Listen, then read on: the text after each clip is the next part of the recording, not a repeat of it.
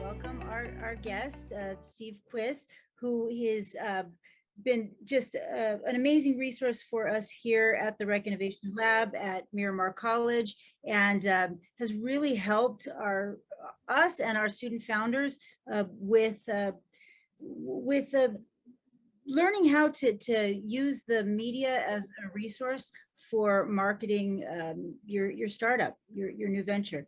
And it's nice to have ways that you can get that attention and get your message amplified and out there without having to necessarily pay for it, which we love as jumping entrepreneurs, right? And so Steve has been really helpful in getting us to learn how to do that. And so that's what we're going to be doing today, is talking about how we can do this. And so I think housekeeping wise, let's just, if you have any questions, please make sure to either put them in the chat or to turn on your microphone and camera so we can see who it is asking the question. And other than that, I think we can go ahead and get started. We can and we can see your slides here. We can just, I'll pass it over to you, Steve. Welcome to the Rec Innovation Lab, and take it away. Thank you, Tanya. I appreciate that. And I will try and multitask here and look at the chats if anyone has any questions. But I'll go through this. It's 3 slides. And then at the end, I'll be happy to answer every single question that you guys have and try and lend as much expertise as I possibly can. Let me give you a background on who I am. So my name is Steve Quis. I'm the Public Information Officer here at San Diego Miramar College. But I have a unique background in that that's my full-time job. I also have about 9 part-time jobs, and one of them is as a sports anchor for the last 12 years at CBS 8 KFMB TV here in San Diego. And prior to that, I worked as part of the Padres broadcast team for Channel 4 San Diego. It's still around, but you probably haven't heard much about them anymore because they don't have the Padre brand anymore on their airways. And then prior to that, spent my first 6 years in San Diego from 2000 to 2006 at KUSI TV, the independent television station. And then some of my other part-time jobs, I work in the athletic department at UC San Diego. They just transitioned in athletics to Division I. And so they have their own in-house ESPN package. And so I'm the television announcer for men's and women's basketball, baseball, softball, maybe a little soccer in the fall, and men's and women's volleyball. So it usually after I get off at 5 o'clock, I'm buzzing over to Remac Arena and UCSD rather, to do some games. Also work nationally at ESPN, work regionally at Bally's Sports West, San Diego, doing some high school stuff, and then Spectrum Sportsnet in LA, which is the Lakers channel, and I do all the high school stuff there. So I've been doing media and media relations for about 31 years now. And so this is my 3rd college. I started about 11 years ago in the for-profit sector for Bridgepoint Education, which ran Ashford University and the University of Rockies out of San Diego, then went to Chapman for a year, and then decided to come back down to San Diego to work at Miramar College. And so one of the key things for media relations is exactly what Tanya hit on, is when you get down to this level, and I've seen it at all 3 levels. She talked about being able to do a lot without resources, and you're not going to have a lot of money, right? When you first start your startup and you might go out and get a couple of $100,000 from investors, probably one of the last things that you'll be able to spend the money on is marketing. So media relations and getting your story out organically and not having to pay for it is huge. And I'm going to try and give you some tips today on how to do it. While that's big, it's also a long process too, because the key thing I want you to remember in all this is that you're building relationships. And that's why I've been so successful at Miramar College and the other colleges, is because I've built those relationships and still have those relationships. 31 years doing it in both Arizona and California, and then the last 12 years at Channel 8. I have a leg up on all the other competitors and all the other community colleges, and quite frankly, all the other 4-year schools, is that I'm actually an active participant in the newsroom and can go in any day and see what sort of trends are happening, meet people that know me. And so that's key, building those relationships. If I could stress one thing, that is huge, and we'll talk a little bit about that. So as we get into this, the benefits of media relations would be that it helps to build a strong brand for your college, in our sense, for your product, for your business. And so that is part of my job as the public information officer. I'm in charge of the communications, not as much to students, that's usually done above at the district level, but more like on the website, social media, and then communications, some internal and then a lot external to television stations, radio, bloggers, social media people. And it's a key component of the job. Another part is I'm also in charge of our marketing. We don't get a lot of marketing dollars. I'm happy to tell you how much I get. It's about $25,000 a year, which once you take care of all your local people, you know, like the Scripps Ranch News and the Mira Mesa Times, and then, you know, the virtual reality tour that's on our website costs a chunk of money, right? And that goes to a third-party vendor. And then the map, there's not a lot left over to do marketing. So you have to do good, solid media relations so that you can get that organic, free advertising per se, and try and make the stuff go viral so that you don't have to pay, you know, an exorbitant amount of money. I will give you this. If I told you my budget's $25,000, right, each year, and it hasn't really gone up. Maybe it goes up over 5 years by about $2,500. I think I started at $22,000. We said it's not a lot. My last place at Chapman, we had about a $13 million a year budget, and then prior to that, we had about $150 million a year at Ashford. So think about that, right? And we didn't even really do television or radio spots. We really did almost $150 million on just lead generation and buying leads and digital marketing. So you can imagine in that space how big Ashford was under Bridgepoint's umbrella, and they were trying to catch Grand Canyon and catch the University of Phoenix, who are some of the bigger for-profits. So I've done it with marketing and communications department of 72, 11 years ago at Bridgepoint, to 2 of us here in 2021 at San Diego Community College, or at San Diego Miramar College. And the interesting thing is, and in between that 13 million at Chapman, we have more students now at San Diego Miramar College than we did at Chapman when I was there. And we have about a fourth of what we had at Ashford, yet we have, you know, $25,000. So if you can be good at media relations and getting your story out there, you certainly can help to build that strong brand. And that goes to number 2, the organic promotion of all of it, is that, again, you don't have a lot of money to spend, right? So you develop these relationships and you get people to come to you and you pitch stories and you pay attention to the news stuff that we'll talk about. You can get your brand awareness out. And going back to the strong brand, I told you I worked at Quis, I worked for the Padres, I worked for Channel 8 before I came here. And I would always drive down 15 to the ballpark or the station, and I always saw the Miramar College green sign, you know, before you hit, after the Tuskegee Airmen, before you hit Mira Mesa. And I always thought to myself, what's Miramar College? I've never turned off. I never went beyond the islands or the Home Depot there. Never had any idea what it was, never even thought about it. So my whole goal now since I've got there is to make sure people have an understanding of what it is, and that they come and visit us and see that, you know, we've had these bond measures and we have $300 million of upgrades, and our campus looks great, and all that we have to offer in workforce development and entrepreneur and transfer and all that stuff. There's a lot of messages to build on. And so it's my job certainly to get that out there. And that's why with media relations, it's super important when you don't have a lot of money. And that's, I want to make sure people, at least in the community and around, understand what the college is all about, because it took me a good 17 years as a citizen of San Diego to finally figure out what Miramar College was. And little by little each day we're making inroads, and people are like, oh, okay, I understand that. I've seen that on the news. I've read about it in the newspaper. I've gone by campus. I've seen some literature, some marketing stuff. And so that's the whole goal to this. Increasing the credibility. That's very important.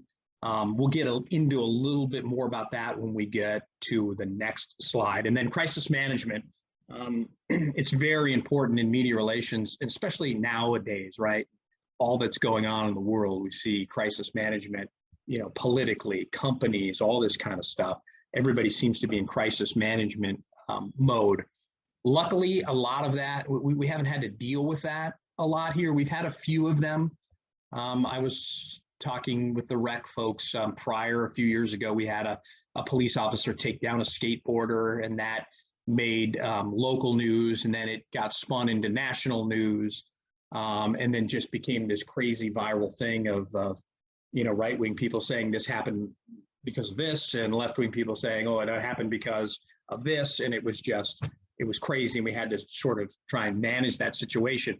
And all that situation really was a kid not adhering to the, riding a skateboard on campus and being told 30 times to not ride the skateboard, and then to just, he got in the officer's face and he was dropping F-bombs, and finally it was like he finally had to be detained, right? It just, somebody had a camera. And so we've had a little bit of that. Other people city has a little more crisis management because of where they are with crime and stuff. But so that's a key factor of media relations, is building the strong brand, getting that organic promotion so you don't have to pay a lot out of your budget, increase the credibility, and then crisis management. So if we can go to the next slide, Stephen, that'd be great. And we can talk about how do we get there, and some of the techniques that I use. Let me just look at the chat real quick to see if anybody's got. Oh, I got to go Padres. That's good. And go Tritons. Thank you, Daphne.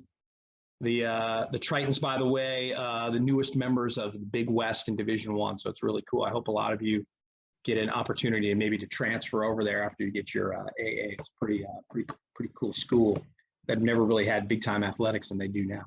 So how do we get there? And some of the stuff that I like to think when I don't have a lot of money and I know that I'm connected and how I can help promote the college. And the biggest thing is I think we have two big assets, right? One obviously is students with student stories. There's a lot of you out there that have great student stories, right? The college has given you an opportunity to transfer somewhere great, to get a degree. Maybe you didn't have a lot of money, right? There's all those sort of stories. So students, that's one asset. I'm always looking at those student stories. But secondly, I'm always looking as faculty, as expert stories, because there's news cycles. We all know, right? We've all seen the news cycles before. And if you pay particular attention, like I do, I come home, I'm on Twitter all the time. I watch the TV newscast. I'm in there. I'm always thinking about how can I pitch our faculty and make them relevant to this story? Because what this does as an expert is all of a sudden comes back to that relationship thing, right? If I can build a faculty member as an expert on something, then I no longer have to go out and pitch when a big story comes up, right? If I have a good enough relationship, and I do with like Channel 8 and KUSI, they'll come to us, right? And then the job's super easy. Politically wise, Mesa College does a really good job on this. They have a professor there by the name of Carl Luna, who anytime there's something happening politically, and we all know, right, in the last 18 months, there's been a lot going on politically, they tend to call Mesa and book Carl, right? So I'm trying to position some of our faculty members, whether it's Tanya talking about entrepreneurship. I think when we get into this new economy, right, once we're back, once we figure out what the fallout is from everything that's happened in the last 18 months and to go the next 24 months, I think entrepreneurship is going to be a big story. So I'm keeping my eye on that, right?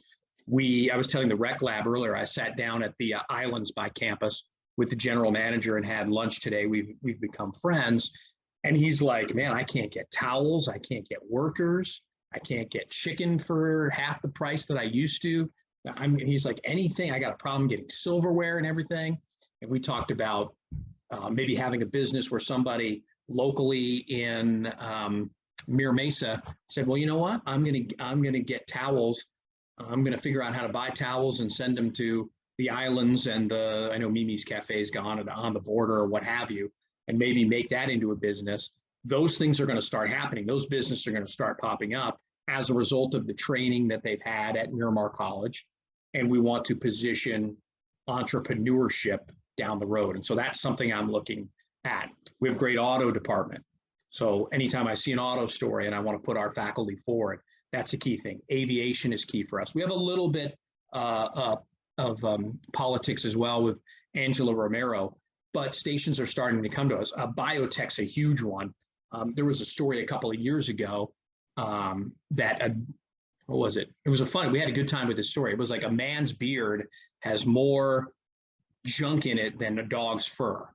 And so one station just called me up and said, hey, I know you had pitched the medical lab before, your labs, like, can we do this story? And we had them in, right? And we took beard samples from students and samples from people's dogs and everything. And it was a great story on KFMB. It was a little embarrassing because it turned out one of the students had more junk in his beard than the dog did. So it kind of, yeah, it was pretty disgusting and embarrassing, but they were thinking of us, right? And that's the key thing, right? We were able to get them in and help them out. And then all they talked about was Miramar College, right? And then they came back. There was a story called the dirty dish rag, right? Hey, when you're, what's on a dirty dish rag? And then they did the studies, right? In our lab. And then they came back and said, hey, Miramar faculty, said that the dish rag actually is worse and you're better off just, licking the dish than washing it with the dish rag and that kind of thing. So I'm always thinking about those kind of stories and how we can position our faculty and how we can position our students. One key thing that we had a few years ago that I was telling the rec lab folks before is on the south end of campus, we actually have the police academy, right? And in there is a force option simulator in which the police officers come in and they get trained. Do we shoot in this situation? Do we not shoot? I've been in there and I did it and it was very hard, right? You don't know what scenario's coming at you, right? And you've got this fake gun and you get 1 second to decide, how do I de-escalate this situation? Do I shoot? Is this guy's going to come after me and stuff? And so we've had 60 Minutes wanting to do that story. We've had the BBC wanting to do that story. Now, for political reasons, we've decided we're not going to let the media in there. And then that's my job to tell them that. But that's something I'm always thinking about, is that can we let folks in? I saw a story on a Fox affiliate in Arizona about a force option simulator where they had someone who was an advocate go in and try it, and each time wound up shooting the suspect when he didn't have to, right? And so it made for a television story that, regardless of whether you fall right, how you fall on the matter, right? It is thinking, how can we get us organically involved in the story and help out so that people come to us? So that's what we do. We want to have experts, and that's I think, if you can get that going, then people just call you, and then it makes your job so much easier, right? And it helps the journalists too, because now being in a newsroom, most of these folks now are their own camera operator, their own producer, their own writer. I mean, the days of having 3 people to do one job is gone. And so what these guys, when they get up in the morning, what these journalists want is someone they can call when they get assigned their story and make it as easy as possible. Come out, let's talk to Steve about the dirty dish rag, get that story on air, and get home to my kids. So that's that faculty as experts and building a strong relationship there. When I anchored 2 nights ago, I got off the set on Sunday, and the new anchor, she had just started from Sacramento, and she was like, oh, okay, hey, can I call you anytime that I have a story and I need an expert? And I'm like, absolutely, here's my number, and I'd be more than happy to help. And so I've built a relationship with a number of people at different stations that call us over different things. And you have to be, when you build a relationship too, you sort of have to be honest. If you cannot help them, don't beat around the bush. Just tell them, look, I cannot help you, but maybe here. If somebody calls me about a political issue and I can't help them, I might say, go to Mesa, right? Point them in the right direction. And that helps build that relationship. Third down there is very, very important. Something we've discussed a few times when I've done this is pick and choose your battles and pitch only important stories. I can't tell you how many times there are people that just go and pitch. I was telling the rec folks earlier, I might do 100 news releases a year on behalf of Miramar College. I probably only pitch 6 of them to the actual media. because I do not want to be that person. And I've hated on the other side, that guy that every day just sends something. I have a KFMB email account that I go through, and I see the same people every day pitching the same thing. And it's just like, delete, delete, delete. It falls on deaf ears. There's even someone within our community college district that does it that I see all the time. And it's like, boy, this stuff's not important to a journalist. It's important maybe for the students and stuff. You know, one story we just put out is second round of CARES Act HERF funding, right? For you kids, that's great for you guys to get your $1,500 and download the Equity app, but TV stations, they're not going to, they don't want to hear about that, right? So you got to know what's an important story, and you don't want to be the person that cries wolf, right? That's always like, hey, do this, do that. So pick or choose 5 or 6 things that you think are going to stick, so that when the media person reads what you have to say to them or gets that call from you, that they're able to say, yeah, you know what, Steve's got some pretty good stories. I've developed a good relationship with Jeff Zevely from the Zevely Zone. And he does, you know, on Channel 8, he does these really neat 3 or 4 minute stories. And I have a lot of stuff for him, but I sort of know what's up his alley. And I pitch him maybe 2 stories a year. And we're good enough friends where he's like, nah, that's crud. He doesn't say that often, but I think about all the ones that I got on. A couple of years ago, we had a student in the political science who decided to run for mayor of Poway against the longtime incumbent mayor, Steve Voss. And it turned out to be a great story because I guess Steve Voss went to her class when she was like in 3rd grade and said, hey kids, told 3rd graders this, if you don't like my policies, then come up and run and try and beat me and knock me off the horse, right? And I don't know if you know the mayor of Poway, he's always got his cowboy hat on. And so the minute she turned 18, she was like, well, I don't like your stance on LGBTQ plus issues. I fall in that category. I'm going to run against you. And so we were able to get her story on the platform, and it helped the school brand. It helped her. It was a fun story. Then somebody saw it on Channel 8, and KUSI was like, oh, this is a great morning story, right? We can book her. And they did like a 15-minute segment with her. And then NBC7 saw it. They wanted to do it, right? She lost in a huge landslide, but still, we were able to get that brand out there and showcase one of our students. And Jeff was happy with that story, and it was great. It made him look good. It made us look good. It made her look good. It made, the Poway mayor look good too, right? Because he had some nice things to say about her, and thought, oh, what a great story, right? I don't even remember speaking to her in 3rd grade 15 years ago, but it's cool that she listened to what I said and decided to run against me. A few years ago, our aviation department, one really nice story was they put together they rebuilt a P-41 Mustang from World War II that was going to the World War II Museum. They put it together out at Gillespie Field, and what they were trying to do was get it built prior to the death of a Tuskegee airman who in World War II, those were the African-American pilots, right? And he was probably up about 95 years old. And they wanted to get it to the World War II museum that was opening in New Orleans, and they wanted to get it built because he had some health issues before he passed away. So it was a great story how our students, 4 or 5 students, went and found the parts and rebuilt the plane, and now it's hanging in the ceiling in New Orleans. And then the second layer of the story is, right, they presented it, and that actually became a national story by the time it got to, so it went from this local organic story about our students right up to the network where they actually got the airman before he had passed, 6 months or so before he passed, getting this thing dedicated to him in New Orleans. So it can kind of snowball and go viral and go up. And so that was a really good hit for us, just being based on that relationship, right, I have with Jeff, and Jeff trusting in me that story is going to be pretty good. That was a great story. And then it just goes on.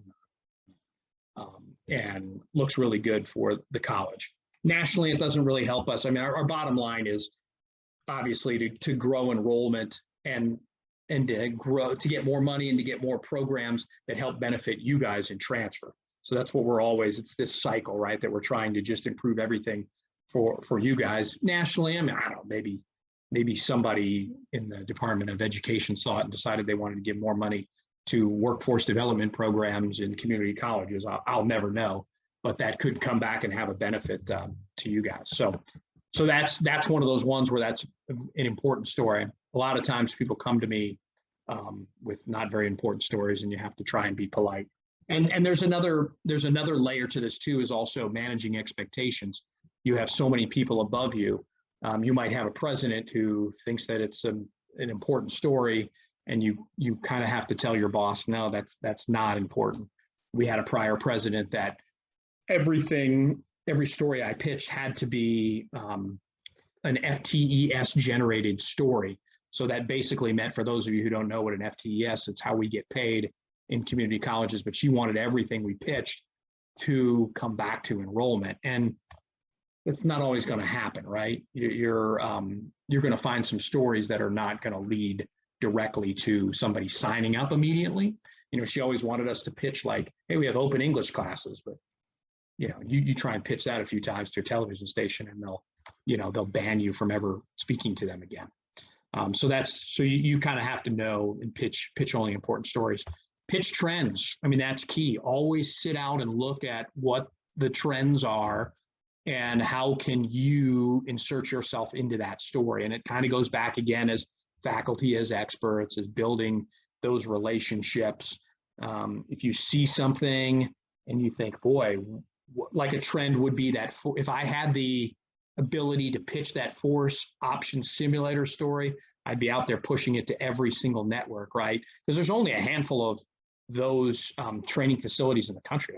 I think there's less than a dozen. So and people would, yeah. Oh, sorry, I didn't mean to interrupt. I was going to say this might be also a great opportunity for startups to pitch if they have a unique solution to to a problem that's trending right now, and you can frame it in such a way that you're showing how you're solving that problem. Those are the kind of things people are excited about and they want to hear about. Yeah. I mean, I was looking at that. What was it? The Till app was one of the videos that you showed before. Yeah. And I'm like, oh, that could be something that's pitchable. That's and that'll come up to our next slide of tools for sort of connecting, and we'll get there in a second. It actually is the next thing, understanding the media outlet. So it's a good point, is that, you got to know where that's going to play, right? And something like Till probably plays more on a morning show or to an afternoon show, right? Maybe not a hard news 5, 6, or 10, probably plays to the newspapers, certainly, right? Because they're evergreen, right? It's you pick your kind of section. That's probably a good Sunday section. The issue with newspapers now is there's not many folks anymore that are obviously buying them, but there's not a lot of writers anymore. A lot of people are, freelance, and so you really don't know who to contact because the papers don't have as many reporters as they did before, and there's a lot of merging. I mean, the Union Tribune's owned by the LA Times, right? So there's people at the LA Times writing stories that then get repositioned in San Diego. But if I saw something like that Till, I would think, oh, okay, that's kind of cool, right? You can buy, that's maybe a college kid story, and we could pitch that maybe to the Daily Aztec or the Guardian, right, for UCSD. And that's sort of a thing when you're coming home, right? The kids are stumbling home from the bars at night. Why call Domino's when you can call Steve's Pizzeria, right, and get a better pie from there for half the price, right? So we would start there, and then you'd want to go probably on morning shows, as I mentioned, and afternoon, kind of stuff like The View, right? You're obviously not going to get to on The View, but something that's more tailored towards the moms or the women who might call their kids and say, hey, you know what? I know you're away at college, but instead of buying that Domino's pizza at 10 o'clock at night, why don't you try Till? So that's sort of how you have to be thinking. That's kind of crazy, but I've been doing this for 31 years, so I kind of know how to, sometimes you go down that rabbit hole and you're like, whoa, that's, And we want, I love that, because we really want all of our startup founders to think like that, to think of how can you position yourself, and obviously they don't have that experience to rely on that you have, but at the same time they have us and they have you to kind of to point them in the right direction when they're close. Yep. Yeah. Yeah, and I like to write down the names of a lot of journalists I see and kind of follow what stories they're into. I know who's into what.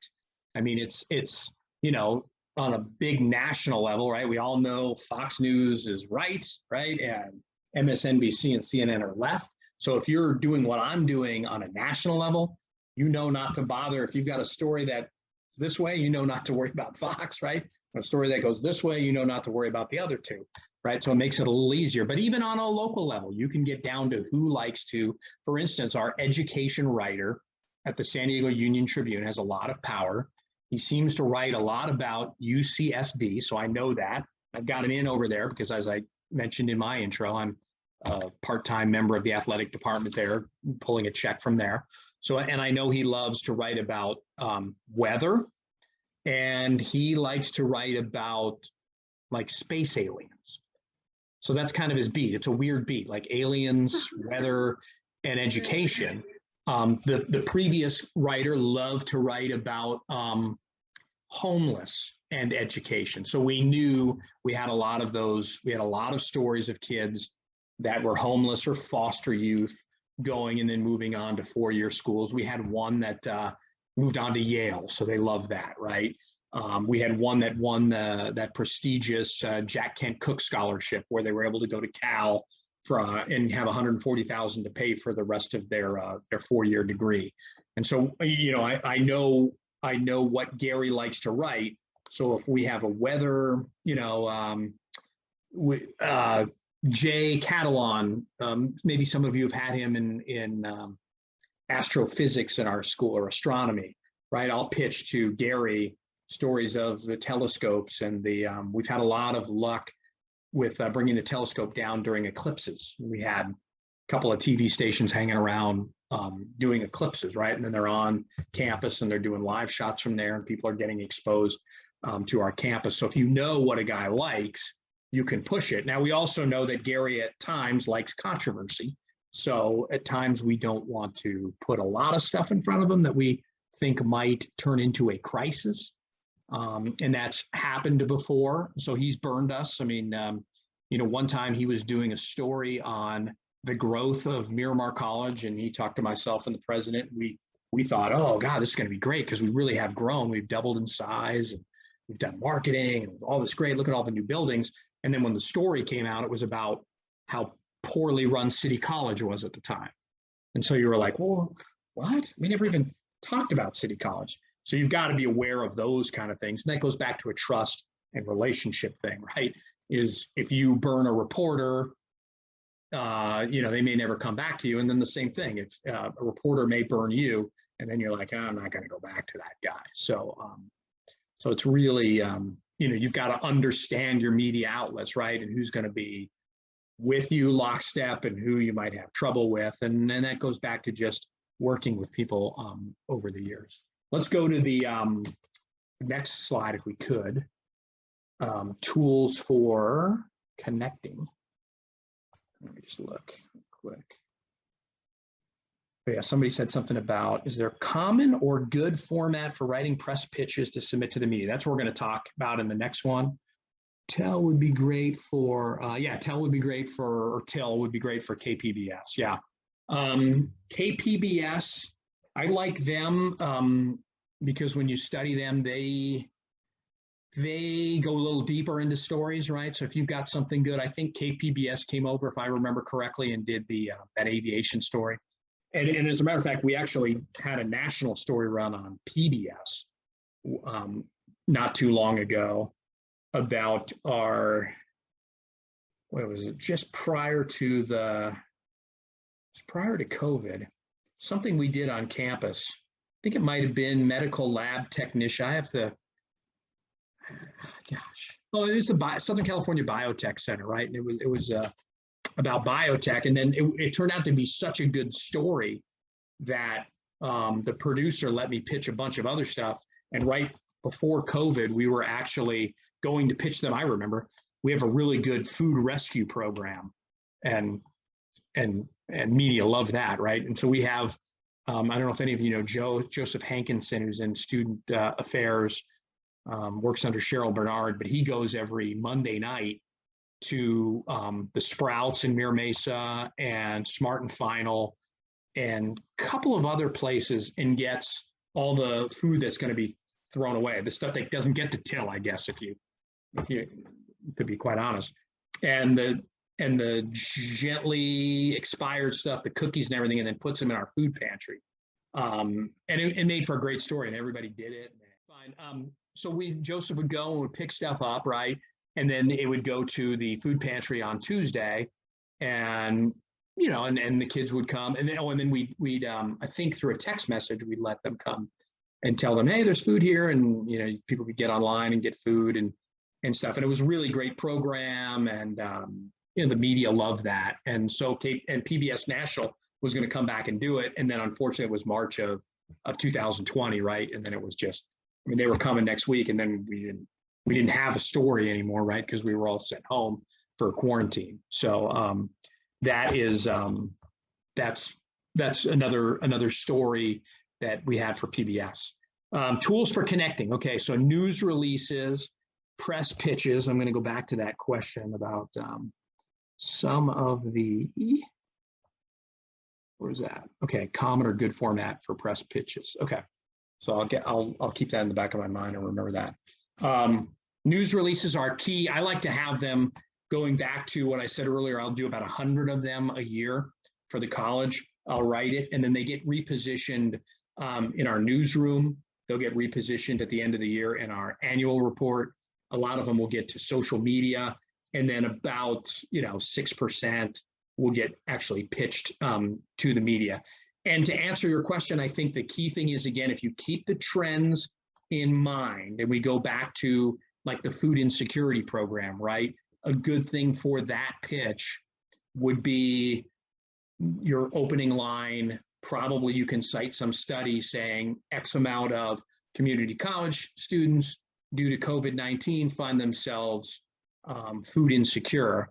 Well, Miramar College is trying to buck that trend, right?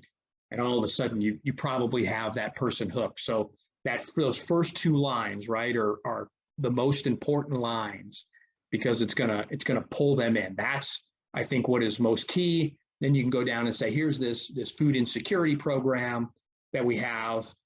I see 40% of food getting wasted, that kind of thing, right? You can even work the till people in if you can find a way to press pitch that.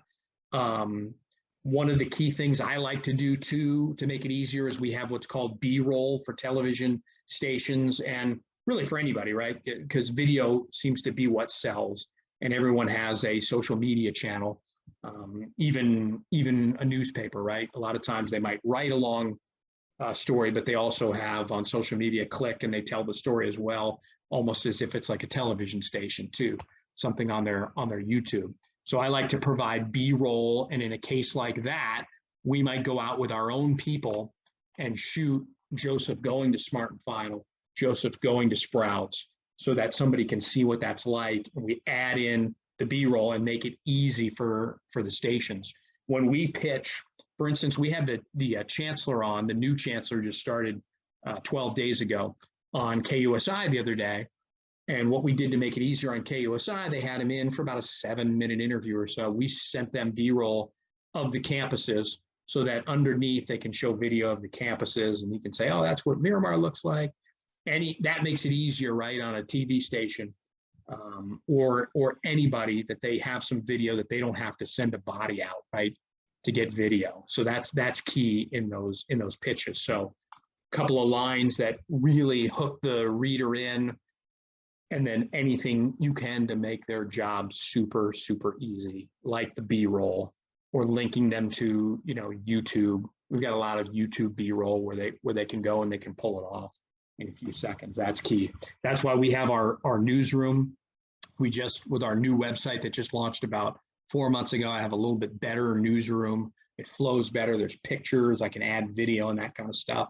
And so if there's a news reporter who's on deadline that needs something, or just needs to go back and is writing a story and doesn't want to call me in the middle of the night, they can click in the newsroom and say, oh, okay, I was working on that food insecurity story, and here's some facts about it. And oh, here's the annual report that says how many kids are foster youth that come through Miramar and how many people are fed and how many pounds of food we might give to our students and that stuff. So that makes it easier on them to have an up-to-date newsroom with one click. And it's amazing. I mean, you can do anything these days. When I'm anchoring sports on the weekends, just this Sunday, we had a bunch of stuff that just popped up like on Twitter, and we're like, oh, we can just use that.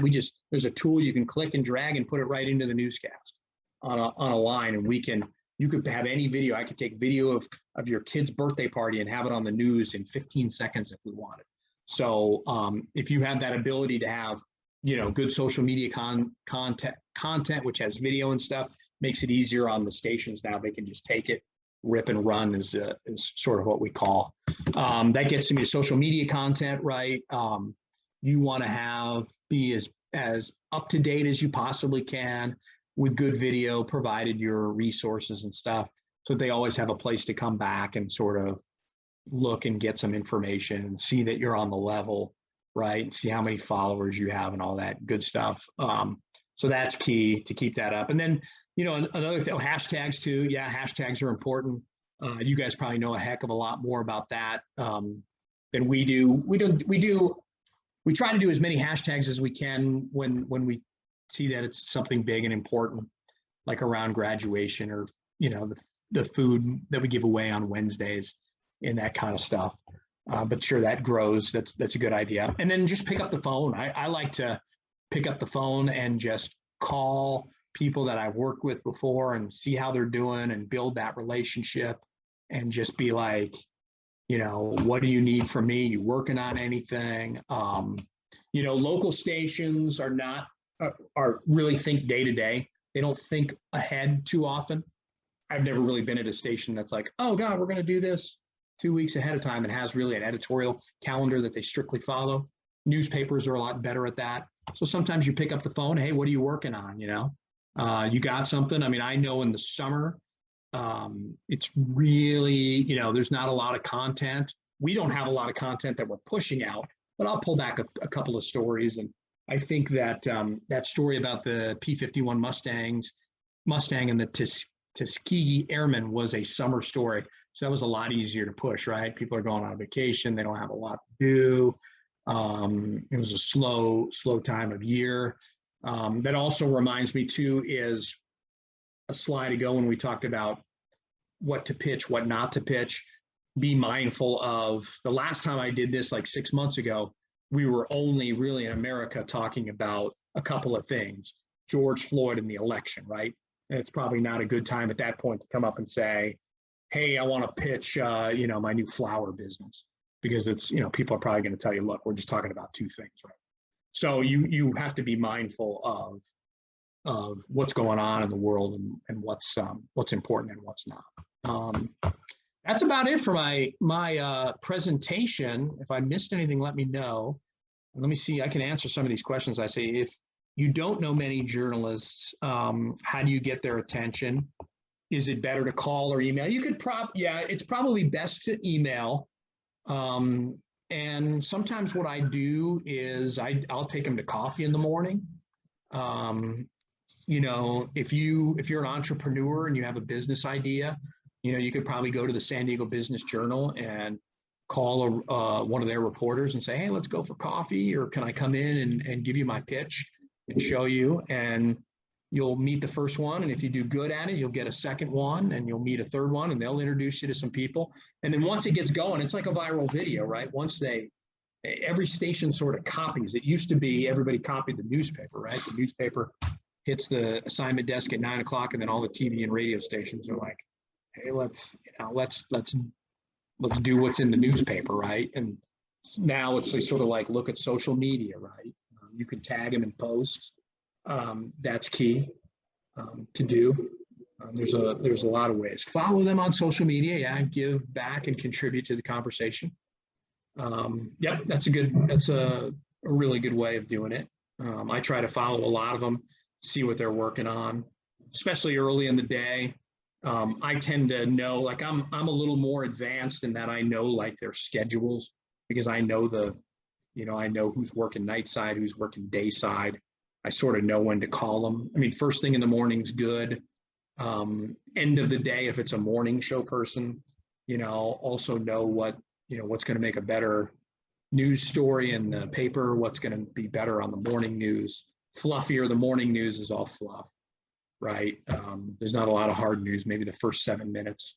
A lot of stations, like KUSI, they just don't have a lot of people working. So sometimes they need to have 3 or 4 15-minute interviews in a day just to get to the next hour, right? Just to have the one guy in the back.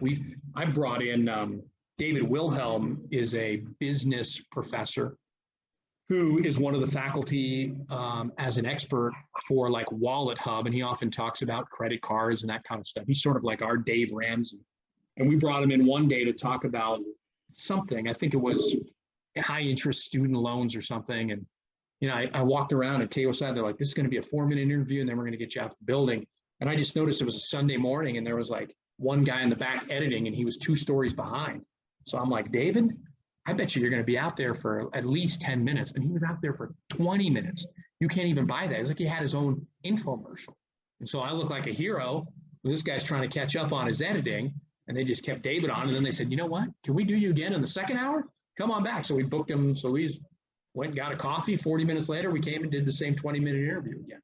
So, some places you're going to get lucky. You don't have any resources and really, really need your help. Any other questions? Okay, how long should your pitch be? It is best to keep it short. You've often heard about elevator pitches, right? That's where you see like lobbyists in DC, right? They're going to get on the elevator with their congressman and it's going to go up 4 floors and they have, basically 4 floors, whatever that is, 40 seconds to make that pitch. It's hard to get it into 40 seconds, but if you could make that pitch, the shorter the better, obviously, is key. Okay, if you're already established with a new popular business, like I have a new organic juice bar and cafe close to Miramar College where students can bond, outside patio, develop ideas. Would a news station come out? Probably not, but if you've got some sort, they'll probably come out to your juice bar if you have some sort of event where maybe, what I would do is like, let's say during the debates with Biden and Trump, I probably would have had an event where, you can get creative, right? Where you're like, oh, you know what? We got Miramar College students. Let's invite the political science department over to have juice and argue each other.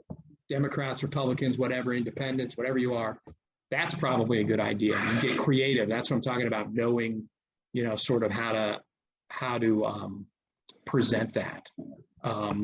Or maybe you do something, maybe you're a sponsor of something, or you provide every 5th juice free to a foster youth kid, and it's from the college. Then probably then you probably have a hook and an angle, right? You want to develop a hook and an angle on that. Hope that answered that. There you go, red juice and a blue juice. I like that. You can have a lot of fun with that. They're always, I'm telling you, they're always coming to us around debate times of like, they want to do a live shot somewhere where there's people, and students debating. We even had, I think, if I remember correctly, Channel 8 started a story like in 16 when it was Trump versus Clinton. And they wanted to follow a bunch of first-time voters.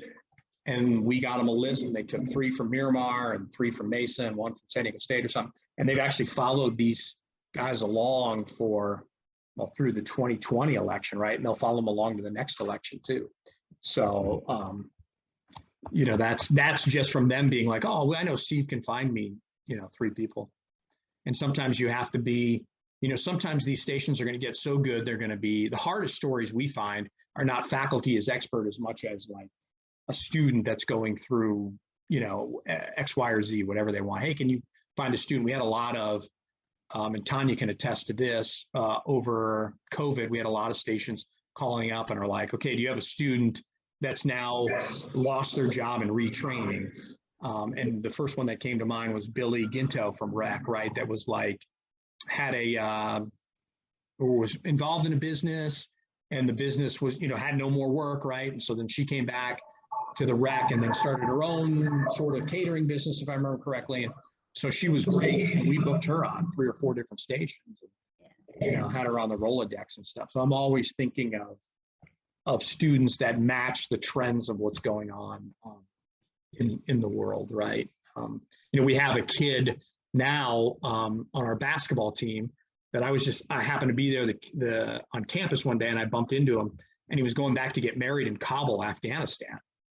And he was like, man, I don't know if I'm going to make it. And we started talking about, hey, is it dangerous, right? And US troops are pulling out, and the Taliban's coming in, and what's happening. And he was telling me these great stories about how they're going to have to get married in the dark and somewhere on this part of town because they can't go to this part of town.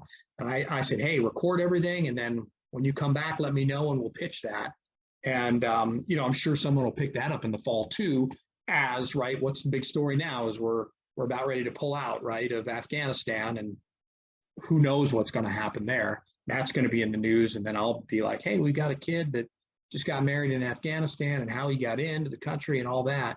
So you're always trying to think as a good media relations person. Obviously, if you're got your own business, right, you own that juice bar, probably the last thing you're going to be thinking about is pitching trends and stories, because you're going to have, you got a business to run. But some of these things might resonate, and you might one day go, oh, okay, yeah, I think this is good. One has cognizant of national days or months. That's really good. Yeah, that is good for promotion. We do a lot with Black History Month. We do a lot with Pride Month. There's other, a good one for us, Filipino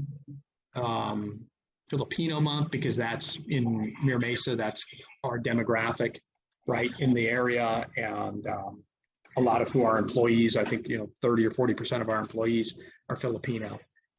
So we like to pitch those kind of stories too.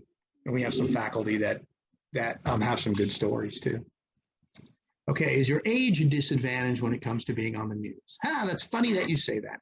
If we can speak frankly, yes. I just turned 50, and I can't imagine I'm going to be doing this much longer on the news. One is there's not, like when you're 50, you need to make a little bit more money than, because you got a family, right, and a house, and somebody 24 that's going to do all 3 jobs. And after a while, you've done it long enough, and you're like, I don't want to pick up a camera anymore. I don't want to. It seems to me that everyone in their 50s now is being offered their job back, but at 50% of what they made. So, it's a different situation, right? If you're a $500,000 a year anchor, which I don't know how many are left in San Diego, there's probably a couple. If they offer you $250 to finish out your career, I don't know if I would be insulted, but I've never made $500,000, so I don't know. But if you make 80,000 and they cut it to 40, you're probably like, I'm going to go do something else, right? So, so I think at that, I think that's the last question that we're able to take. Yeah. If anybody has any additional questions, the contact information, we'll go ahead and share that with all of you. The video recording will be up usually within 24 hours. Might take us a little bit longer just to do some editing in here. But with that, I'd like to, again, thank you so much, Steve, for coming. Thank you, guys. That hour went fast. I'm sorry. I was just running out, rambling. That's okay. No, not at all. Not at all. I actually was going to pass it back to you. Is there something you'd like to leave us with? No, I mean, just like I said, pick and choose your battles, know what's important, know when to, it's okay not to, it's okay not to pitch something, and build good relationships, and you're going to be fine. It's like anything else, right? Work hard, build relationships, and the rest is going to take care of itself. All right. Well, thank you, Steve. Thank you. And thank you, everyone, for being here. We'll see you at the next workshop. Take care, everyone. Thank you, guys. Hi, everyone. My name is Tanya Hertz, and I'm the director of the Regional Entrepreneurship Center, the Rec Innovation Lab at San Diego Miramar College. And I'd like to thank our partners at this time and give a special thanks to SDSU's Lavin Center, the SDSU Zip Launchpad. We'd like to thank the California Entrepreneurship Educators Conference. Also like to thank Harness, the Brink SBDC at USD, San Diego Unified Schools. We'd also like to thank School of Entrepreneurship and Technology, High Tech High, the Regional Advisory Committee, Alex Waters at the Jacobs Center, Connect All, 21IQ Labs, Startup Quest, Productified. I'd like to thank Course Key and Tech Coast Angels. Thank you to Village Up, City Heights Development Corporation, San Diego Angel Conference, Startup San Diego, SBDC, SCORE San Diego, We Are Kingdom, New Media Rights, San Diego Tech Hub, Origin 63, Ambrosio 15, OmniSync, Optima Office, Proven Recruiting, Craft Leadership, GSNL Consulting. Thank you to all of our partners. We couldn't do what we do without you. Thank you.